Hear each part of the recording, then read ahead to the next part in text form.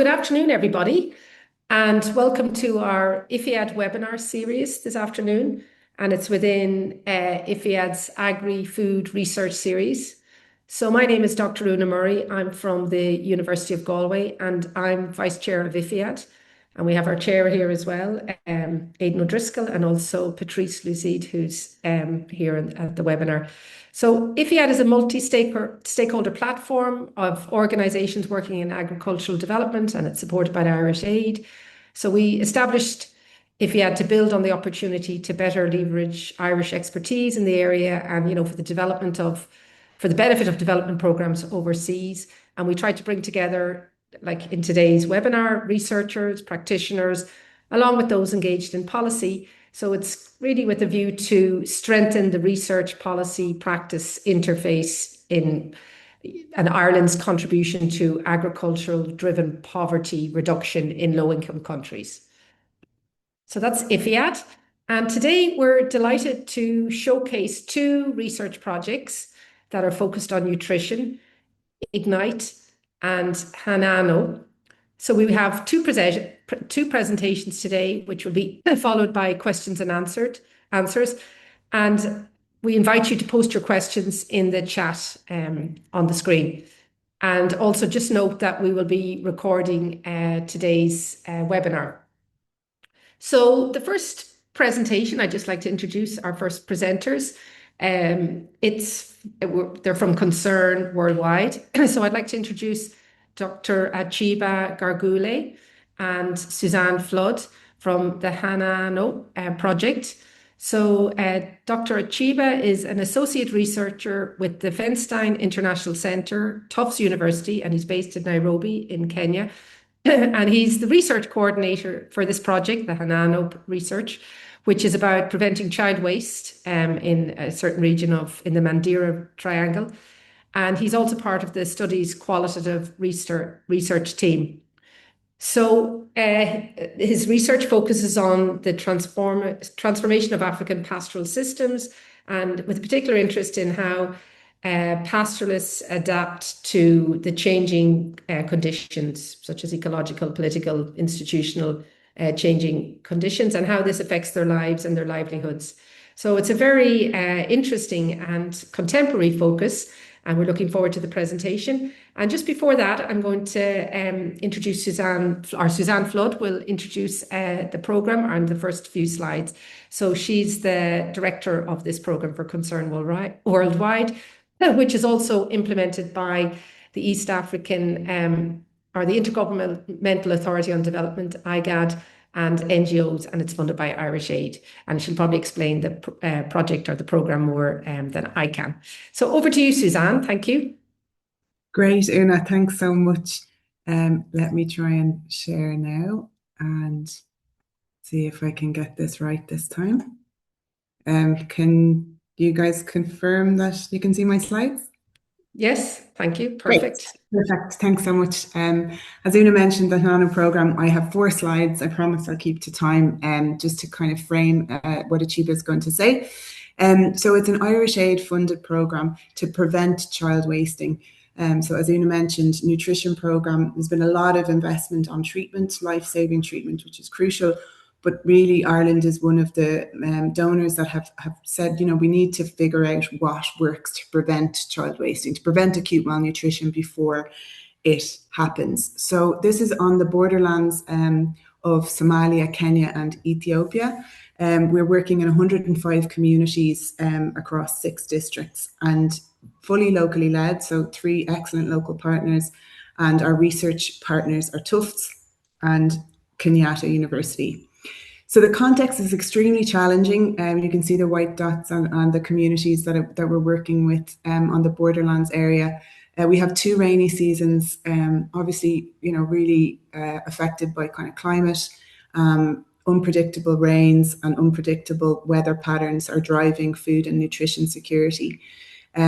A lot of kind of conflict dynamics in the area, which also affects the ability of people to kind of etch out a livelihood. People are on the move. In terms of livelihood profiles, the pastoralist kind of livelihood is crucial to this part of the world. But also, as Achiba will mention, things have been changing rapidly. And over the last kind of 10 years, and particularly over the last 5 years, you'll see a lot of the communities around the river there. So we have a lot of our participants in the program who are farming both opportunistically but now more regularly as part of their livelihood strategies. The program model itself essentially is a kind of nutrition focused livelihoods program. So the core package, which reaches about 22,000 people, is really about a sustainable livelihood opportunity that's context specific, focused really in and around mothers and fathers. So mothers around feeding practices, complementary feeding, breastfeeding, etc. And fathers need to be obviously engaged. But then making sure that people have an appropriate market systems livelihood opportunity. And then at the community level, we have more kind of large scale interventions around livestock vaccinations, water source rehabilitation, natural resource management, health and nutrition, gender, and MUAC screening is really important for identifying any moderate acute malnutrition cases, and obviously severe, but hopefully before they become severe. Research is a huge part of the program, as Achiba will mention, because there is actually quite an evidence gap on prevention. So there is really, and because it's a bit more complex and because it's very context specific, that's really what we're trying to do with this program, is generate evidence that we can share widely with policymakers, with governments, and that it comes from the community upwards. So filling that evidence gap on what works is hopefully part of today, but also we're doing as much as we can to share this more widely. So you mentioned you're in FAO. We work with FAO on the PLACE project, which is a pastoralist program in the same area. We work with WFP and UNICEF. And this year, the two global priorities, first, the International Year of Rangelands and Pastoralists, we'll be looking for opportunities to kind of showcase and share what's happening in this part of the world. And then also the Year of the Women Farmer, and that's really important for us. The then Taoiseach, now Taoiseach, launched the programme in 2024. It's very strategic for Ireland, and this kind of learning piece is crucial. So just to kind of frame it, I'll hand over to Achiba now in terms of the research part. Achiba, the slides are kind of pulling on me. I don't know how to do that, but I'll try and not let them run too fast for you. Achiba. No problem, Suzanne. Yeah, thank you very much, Suzanne, for that background. And Hanaano research is part of the larger Hanaano program that Suzanne just described. And our focus is on generating evidence to better understand acute malnutrition in the drylands, so that we can continuously inform program adaptation. And so the outline of this presentation is in two parts. The first is going to present a brief background to you sort of put this research in perspective and the Hanaano research design. And then I'll go on to provide some key findings and what this means for programming policy and the way we think about preventing child malnutrition in the drylands. Next slide, please. So to begin with, it's important to place the Hanaano research in the wider global context. What you can see on the right of your screen is a graph on the countries with persistently high global acute malnutrition rates. In many dryland contexts, especially in low income and middle income developing countries, child wasting remains persistently high, often above the emergency threshold of 15%. This is not a temporary anomaly. It's a recurring and a structural problem. The three countries that make up the Mandela Triangle, Kenya, Ethiopia, and Somalia, are actually at the bottom of that chart as the countries with the highest rates of GAM. But in the dryland context, these casual pathways of acute malnutrition are very complex and shaped by very many interacting factors and drivers. So that could be environmental, livelihood, institutional, and so on. And despite many years and massive financial and technical investments in these areas, one of the key challenges is that the traditional nutrition interventions have not consistently brought down these rates. Next slide, please. So why have the conventional interventions struggled to shift the population level wasting in the drylands? What have we been missing? One answer to that question is that wasting or malnutrition is always treated as a nutrition sector problem, dominated by treatment interventions rather than prevention. And so it means most of these programs are actually operating at close proximity to the child and the household. But in the dryland context, malnutrition is produced by wider system interaction of many drivers. So while treatment remains important, a better understanding of this system that produces the acute malnutrition is necessary to sustainably address acute malnutrition. This conceptual framework you can see on your screen brings a new focus to these basic drivers particularly. And as you can see, these are climate and environment, livelihoods, systems and institution, and so on. This is not only useful for identifying what needs to change, but also where that change needs to happen, from individual child level to the household, to the wider regional, national, and international systems. Next, please. So Hanaano research has three objectives. The first is to investigate the immediate and the underlying drivers of acute malnutrition in children and mothers in the Mandela Triangle, investigate the basic drivers of acute malnutrition, and also support multidirectional learning, uptake, and dissemination. Like Suzanne mentioned, we continuously disseminate some of this information to our local partners so that it can be taken up for program adaptation, but also most importantly shared with local and national government so that policy can change. Next, please. This has also been presented by Suzanne. So our research is deliberately sentinel site based, and those sentinel sites are in the areas that is shaded. So that is Doloado in Ethiopia, Mandera in Kenya, and Beleth Hawa in Somalia. And our research is also mixed methods. So we do not rely on one method. We use mixed method research design. We are not only trying to measure acute malnutrition, we are also trying to understand the system, like I said, that produces it and identify where action can be most effective. No single data source can fully explain this. So we have quantitative methods, which is 6 rounds of data collection, 4 rounds of qualitative inquiry, and this is to allow us to track or sort of understand, interpret household strategies and outcomes in relation to some of the things we are seeing in the quantitative data. We also have geospatial analysis where we add another layer by looking at spatial and temporal patterns of rainfall, vegetation and temperature, and finally, of course, strategic dissemination that Suzanne also mentioned. So let's go to the climatic context. Local climate is central to interpreting some of the findings I'm going to present. The Mandela Triangle is a bimodal system with 2 rainy seasons and 2 dry seasons. The defining feature of this area, as in any other dry land across the world, is variability across time and space. Next slide, yes. So round 1 data was collected during a traditionally dry season. This was actually expected. Round 2 data, as you can see on the graph, was collected and captured a continuation of dry season expected, but with very poor rainy start of the rainy season.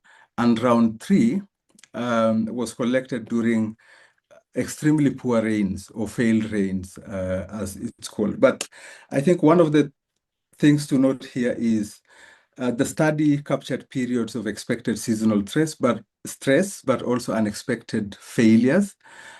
Also important to note that one poor season does not lead to a crisis in dryland areas because households adapt anticipate, adjust, and sort of access various resources within the communities and their social networks. Going on to the findings, the first major finding is that seasonal livelihood diversification shapes nutritional outcomes across the Mandela Triangle. Next slide, Suzanne. Yeah, so households across the study site rely on a combination of various activities. So livelihoods are diverse, and individual households combine cultivation, livestock rearing, casual labor, and other income sources. Remember, this is a context that was previously dominated by pastoralism.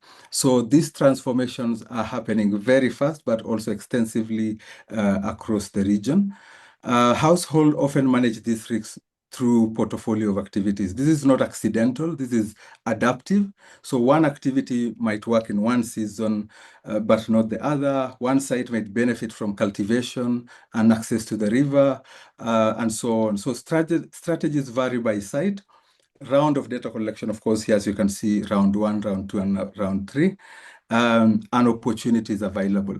So the current slide is the main sources of food and income per site, especially looking at our Ethiopian site. So Ethiopia has one agropastoral site and one cultivation-dominated site. So first, what you can see is there's temporal heterogeneity across the sites. So strategies change across seasons, but there's also spatial heterogeneity. These are households in the same area, but actually relying on a different mix of food and income sources. Next, please. This slide presents one of our very important sites in Somalia. And here, the Somali site is peri-urban displaced people. It shows what happens when livelihood options are highly constrained. More than 90% of the people here rely on casual labor throughout the year. First of all, because they're IDPs, but because they also lost most of their assets, livestock assets particularly. And so it shows actually livestock ownership is extremely low and has further reduced by continuous displacement in this IDP site. Social capital, as also measured by sharing, is also very low. This is the only site that saw an increase in acute malnutrition in response to the failed rains of 2025. This finding is actually very critical because it suggests that displaced households with limited livelihood options are much more exposed to seasonal and climatic stress. This is, of course, worsened by weak social networks, insecure labor, and limited opportunities. Next slide, please. So having shown how livelihood strategies vary across sites and seasons, the next question is, how is this variation related to GAM or wasting, and what it tells us about the livelihood pathways that may protect children from acute malnutrition?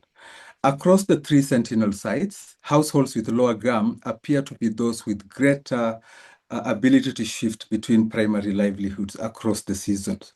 So for example, cultivation alone is beneficial when conditions allow. So access to water, land, irrigation is what translates into nutritional gains.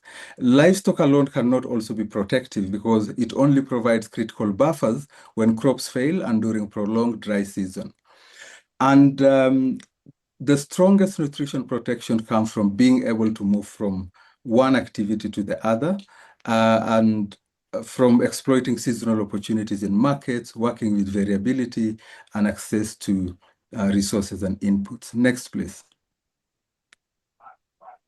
Our key and the final message is that seasonal community systems, livelihood diversification, support acute malnutrition through milk and other exchanges. And the focus here is household may not own livestock, but it may not have enough food, but it may still access critical resources through community system. Next, please. So in the dryland systems, resilience in the dryland context like Mandela Triangle depends on adaptable local institutions and robust social support systems. Sharing and reciprocity occurs through clan networks, through neighbors, and through cross-border kinship. Households share things like food and assets, milk, fodder, livestock, labor, and so on. This is extremely important. We often think of food system in terms of production, markets, and consumption, but in many dryland contexts like this, informal social exchanges determine who gets what resources. Sharing helps lessen, of course, burden on the most impoverished households. In other words, social capital is a critical part of nutrition infrastructure. Next, please. Our Hanaano data shows that the higher the household food insecurity, the more likely the more likely it is for a household to receive support from communities across the rural sites. So sharing appears to increase in more difficult seasons, mediating impact of food insecurity and seasonal stress on acute malnutrition. Sharing was highest in the Kenyan site, which also had the lowest acute malnutrition. This, of course, does not prove causality on its own, but gives us a very important hypothesis that informal sharing system may buffer children against seasonal nutritional shocks. Next, please. Milk is one of the clearest links between livestock systems and child malnutrition or child nutrition. So communities in these areas widely recognize milk as important for child growth and health, and it's actively prioritized for children, the sick, and the elderly. But the founding are nuanced. So milk does not automatically mean lower gum rates. The protective effects depend on the type of the milk, the season, and the livelihood system, and how milk is accessed and used. Goat milks particularly appear important as a drought-adaptive buffer during prolonged drought season, except, of course, in our Somalia site, as we saw, there's less ownership of livestock because of displacement. Cattle milk may be supportive of child nutrition, but its protective effect weakens quickly under climatic stress and feed scarcity. And also remember, most of this livestock is linked to pastoralism, and so they might migrate during the dry season. There's an interesting finding on powdered milk, which is a bit complex. So it may offer short-term protection as a substitute to animal milk, but it can produce unintended risk when mixed with unsafe water or when it displaces breastfeeding. This is a practical finding. It tells us first that small ruminants may be particularly important for nutrition, but also it underscores that milk programming should be designed only as production intervention, should not be designed as production intervention, but also must consider seasonality, animal health, women's access, and so on.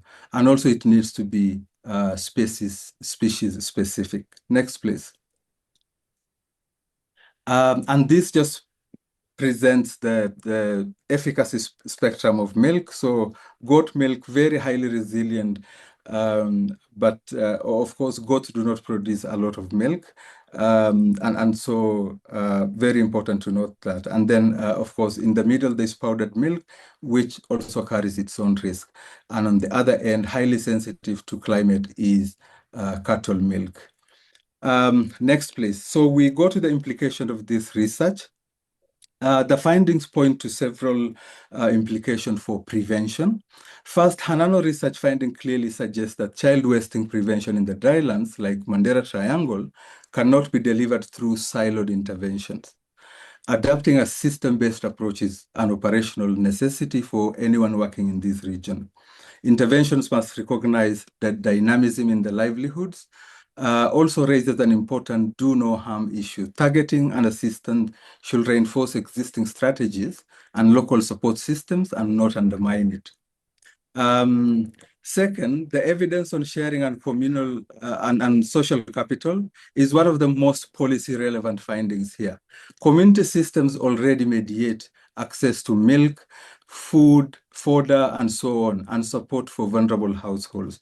Program must therefore invest time in understanding local institutions, the trust relationships, reciprocal arrangements, and cross-border kinship networks. It also means applying a strong do no harm lens here.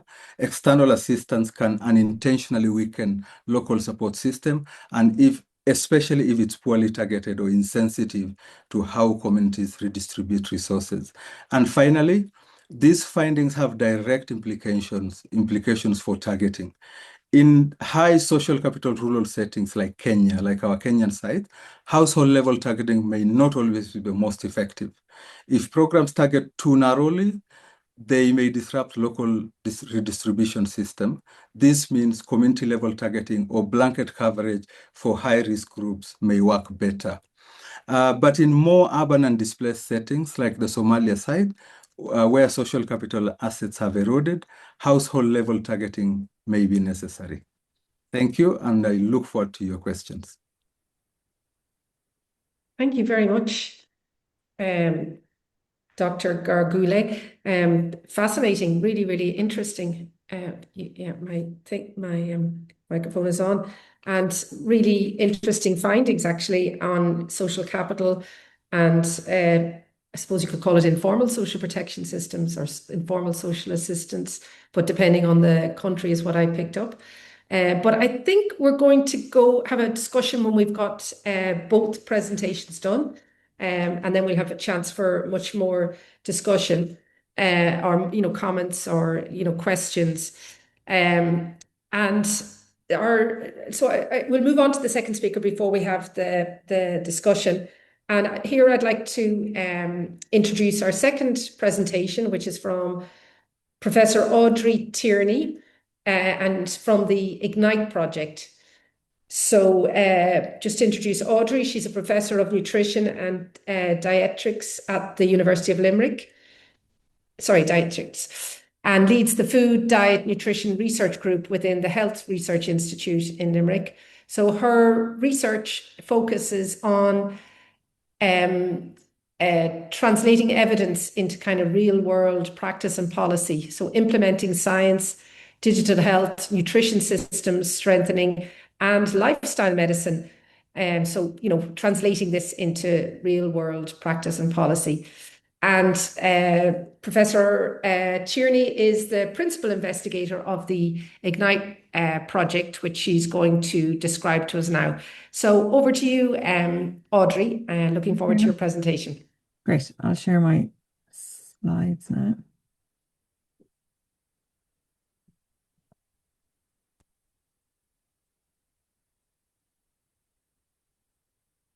Can you see my full slide? Yep, perfect. Great.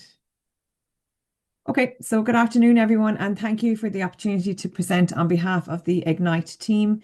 So IGNITE is a project that addresses a critical challenge as we see it in Uganda, but definitely transferable to other low and middle income countries as well, how fragmented digital nutrition and food security systems can better support timely, coordinated and evidence-based decision making. So ultimately, everyone has access to safe, nutritious and sufficient food year-round. But rather than starting out developing another standalone platform or system or app, the project focuses on strengthening coordination, interoperability, governance and data use across existing systems through the proposed solution, the Connect framework, which I'll talk about. I just want to play you a short video which provides an overview of the societal challenge that we were addressing, the systems problem that we identified, and how IGNITE as a project and the Connect framework as a solution aims to deliver scalable impact across community, district and national levels. Uganda is a country rich in resilience, vibrant culture and proud communities. Yet beneath this strength, many households continue to face challenges that threaten their health, nutrition, and food security. Malnutrition is multifactorial. It intersects with health, education, agriculture, gender, and community systems. No single solution can stand alone. Addressing nutrition requires a coordinated, multi-sectoral approach, grounded in the lived realities of the people it seeks to serve. Yet today, health, nutrition, and food systems often operate in silos. Data remains fragmented, limiting our ability to see the full picture and plan effectively. At the community level, data is still largely collected by paper, which leads to delays, errors, and sometimes lost information. And even where digital tools exist, adoption is uneven. Connectivity challenges mean some health workers use their own resources just to upload the critical data. Referral and follow-up systems remain weak, affecting continuity of care. And across government, private and non-profit sectors, multiple systems operate separately, which can result in fragmented data and inefficiencies. This fragmented landscape underscores the urgent need for a cohesive, integrated and interoperable digital health ecosystem, one that enables real-time, high-quality data to flow from communities to the national decision makers. And this is where hopes meet the action. IGNITE, implementing digital health solutions for food and nutrition security in Uganda. IGNITE was conceived to address fragmentation, creating an integrated, interoperable and sustainable approach to support health, nutrition and food security programs. Its mission is simple yet powerful, to ensure that data collected at the community level flows seamlessly, empowering informed, timely and impactful decisions. Through IGNITE, we aim to build a clear picture of Uganda's digital health and nutrition systems and identify opportunities to strengthen them.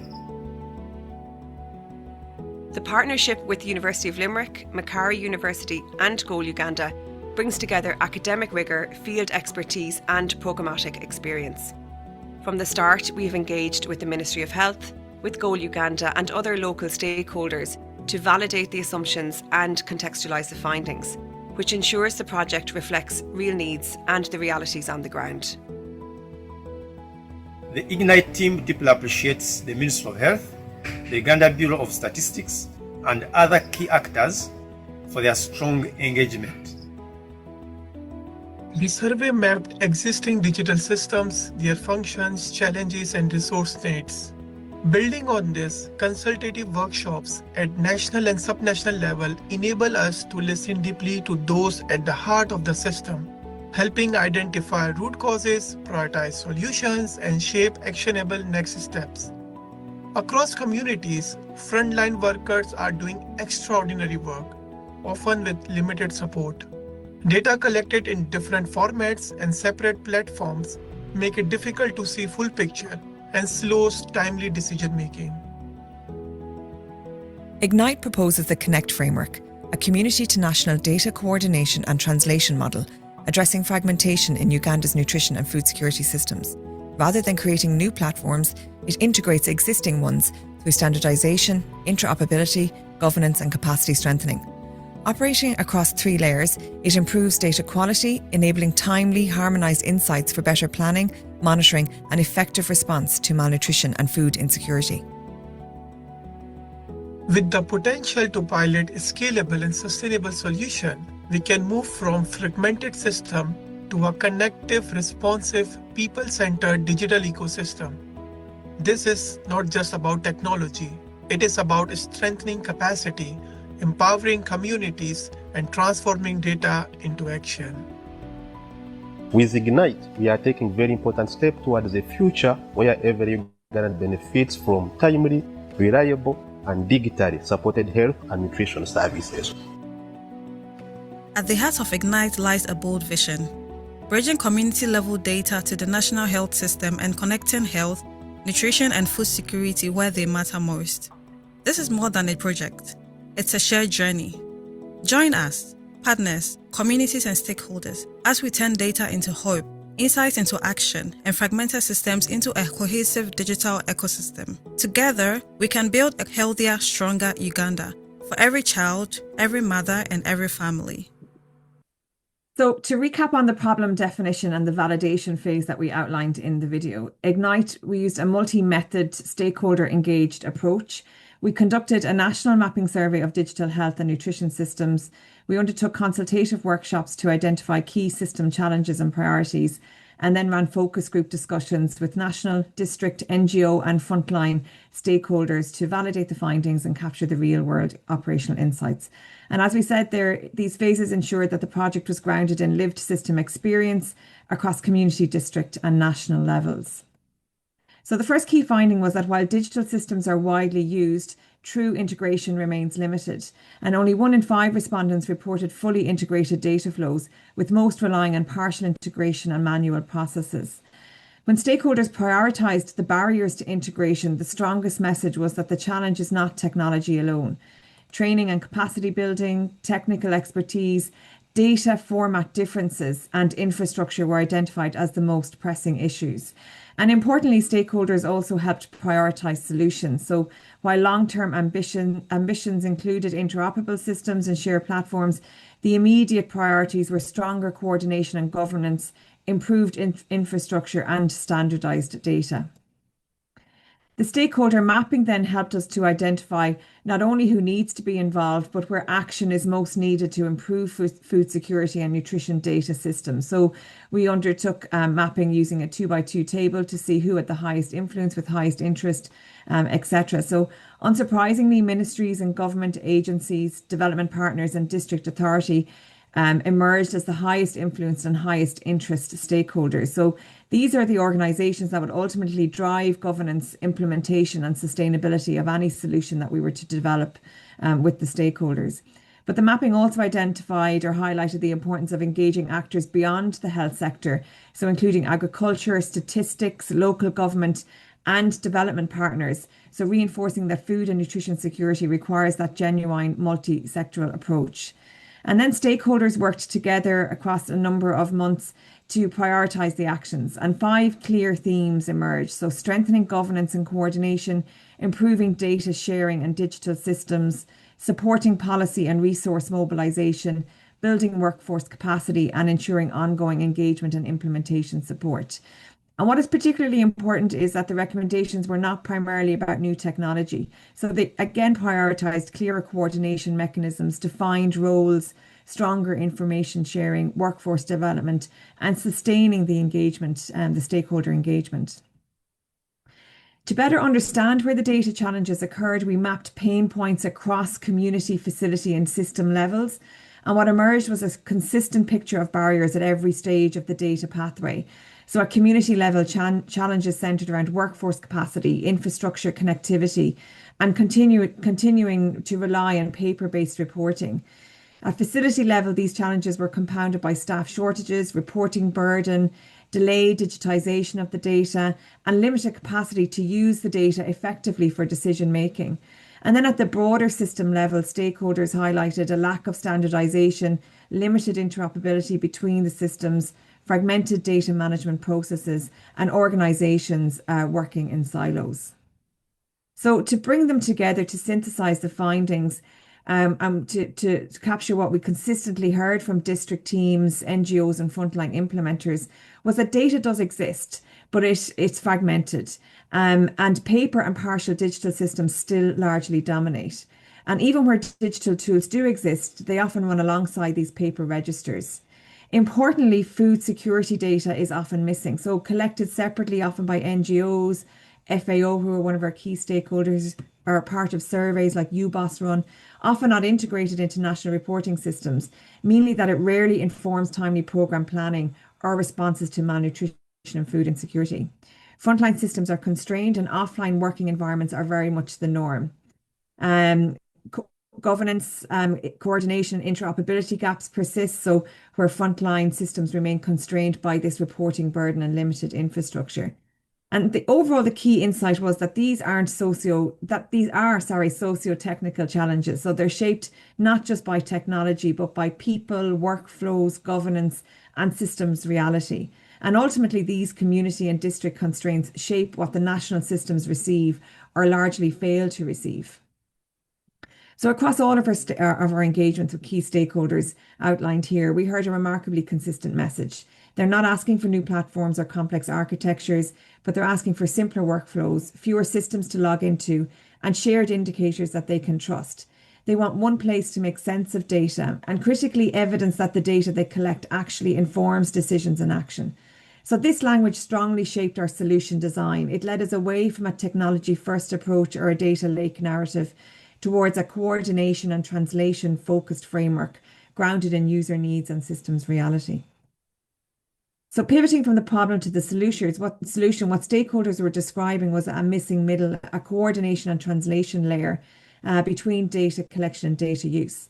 So in response to what stakeholders told us, we've proposed a community to national data exchange, coordination and translation, or the CONNECT framework. So it is designed as a socio-technical and phased approach that works with existing systems rather than replacing them. The framework connects community level data to national decision making by strengthening coordination and translation across the levels rather than introducing new platforms. And throughout, we prioritise usability for frontline actors, clear governance for institutions, and ultimately trust in how the data is shared and used. So once the CONNECT framework was developed, we brought it back to the same national stakeholders involved in the problem definition phase to validate and refine the solution within the realities of existing Ugandan systems. So this included key implementation and governance actors such as the Ministry of Health, the Bureau of Statistics, the Health Information Service Provider, or HISP, that governs DHIS2, the Scaling Up Nutrition Network, FAO, and other sector partners. And stakeholders strongly reinforced the need for these shared data standards, stronger coordination and interoperability, and better integration across community, agriculture, health, and nutrition systems. They also emphasised the importance of national ownership, governance clarity, and alignment with existing national priorities. So all this feedback then shaped refinement of the CONNECT framework. So strengthening the focus on the multi-sector coordination, Office of the Prime Minister-led governance, frontline workforce engagement, and developing a harmonised minimum data set before adding new technology layers. So this is Ignite's solution. It's the CONNECT framework that emerged from the mapping work, the stakeholder engagement, and the validation process. And it's intentionally designed as a 3-layer model. So layer 1 focuses on the community data capture and the facility systems. So reflecting that reality that data is generated at the last mile through community health worker, agricultural extension workers, households, facilities, and those existing paper and digital systems. So importantly, the framework does not replace existing systems, it works with them. So layer 2 is really the core innovation of CONNECT. Stakeholders repeatedly identified that missing middle between data collection and data use. So this layer creates the coordination at the technical level and translation function through harmonised indicators, data mapping, interoperability, governance, quality assurance, and analytics. So the goal is to make fragmented systems capable of communicating and producing usable information using lightweight integration mechanisms. And then layer 3 focuses on translating integrated data into decision-making and action. So this includes district teams, national ministries, and cross-sector actors using integrated food security, nutrition, and health data to inform planning, targeting, and response. So it's not a new standalone platform. It's a coordination and interoperability framework designed to connect existing systems, improve data flow, and strengthen evidence-informed decision-making. So we're currently in the seed phase, which is focused on demonstrating that CONNECT is feasible and workable within real-world Ugandan systems before national scale-up. So we are currently developing the harmonised minimum data set across nutrition and food security indicators. An Office of the Prime Minister task force has been established, and our first coordination meeting is in July. And champions and focal persons across the ministries, NGOs, and implementation partners are mapping workflows, governance structures, and interoperability needs across the systems. And the next stage will focus on testing and refining or addressing how CONNECT functions across the community, district, and national levels. So including those workflows, coordination processes, interoperability, and frontline usability. So by the end of the seed phase, we aim to have a clear evidence that CONNECT can operate within the existing systems and support more that coordinated data flow and decision making. So importantly, this means that when we go to full scale, it means that we're not starting with the concept, but with the framework that has already been tested and validated. And then in our deployment scale and sustainability, we're moving from that proof of concept to sustainable national implementation. So we're going to begin with the pilot implementation in selected districts to demonstrate that CONNECT operating within the routine systems and workflows. So including the coordination and translation layer, that frontline training, and that integrated data use. We're then going to move to scaled deployment and system embedding. So expanding implementation to additional districts, strengthening routine use of integrated data, and supporting better targeting of food security and nutrition interventions, with the final phase focusing on evaluation, sustainability, and national scale. strategy.